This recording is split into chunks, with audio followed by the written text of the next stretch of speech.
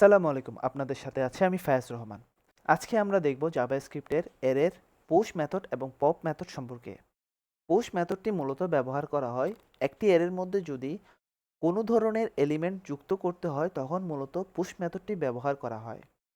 আর যদি একটি এরের এলিমেন্ট থেকে যদি একটি এলিমেন্ট রিমুভ করতে হয় তখন মূলত পপ মেথডটি ব্যবহার করা হয়। আমরা যদি এখন দেখি, এখানে যদি একটি এরে ডিক্লেয়ার করি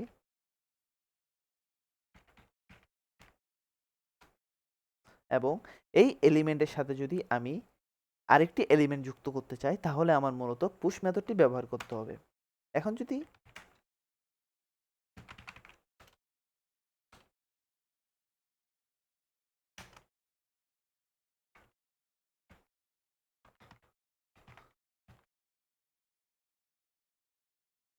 এখানে লক্ষ্য করি তাহলে এখানে দেখতে পাচ্ছি ওয়ানকে মূলত এই এরের এলিমেন্টগুলোর সাথে যুক্ত করা হচ্ছে, যার কারণে এখানে পুশ মেথডটি ব্যবহার করা হয়েছে।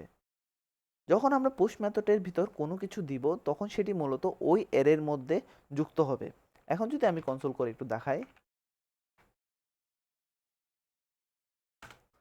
তাহলে এখানে দেখতে পাবেন লাস্টে ওয়ান যুক্ত হয়েছে। যখন আমরা পুশ মেথডের ভিতর কোনো কিছু দিয়ে ওই এরের এলিমেন্টের সাথে যুক্ত করতে যাব তখন মূলত সেই এলিমেন্টটি সবার লাস্টে যুক্ত হবে, যার কারণে এখানে ওয়ান সবার লাস্টে বসেছে। এখন যদি আমরা পপ মেথড সম্পর্কে জানতে চাই, এই অংশটুকুকে যদি আমরা কমেন্ট আউট করি এবং যদি এখানে যাই, এখানে যদি একটি অ্যারে ডিক্লেয়ার করি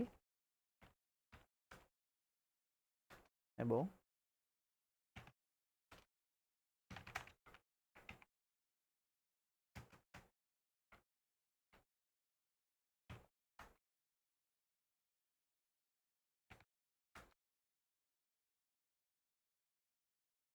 এখানে যদি আপনারা লক্ষ্য করেন তাহলে দেখা যাচ্ছে এখানে তিনটি এলিমেন্টের একটি অ্যারে শো করছে, কিন্তু এই জায়গায় আমরা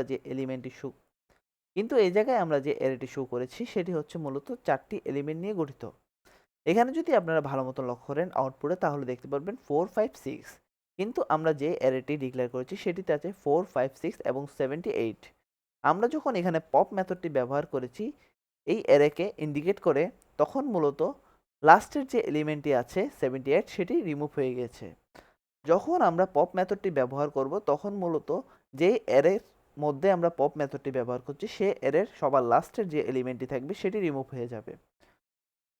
এর মানে বোঝা যাচ্ছে যখন পপ মেথডটি ব্যবহার করা হবে তখন ওই অ্যারের লাস্টের এলিমেন্টটি রিমুভ হয়ে যাবে। আর যখন আমরা পুশ করব কোনো কিছু দিয়ে তখন সেটি মূলত ওই অ্যারের লাস্টের এলিমেন্ট হিসেবে যুক্ত হবে। এভাবেই মূলত একটি অ্যারের মধ্যে পুশ মেথড এবং পপ মেথডটি ব্যবহার করা যায়।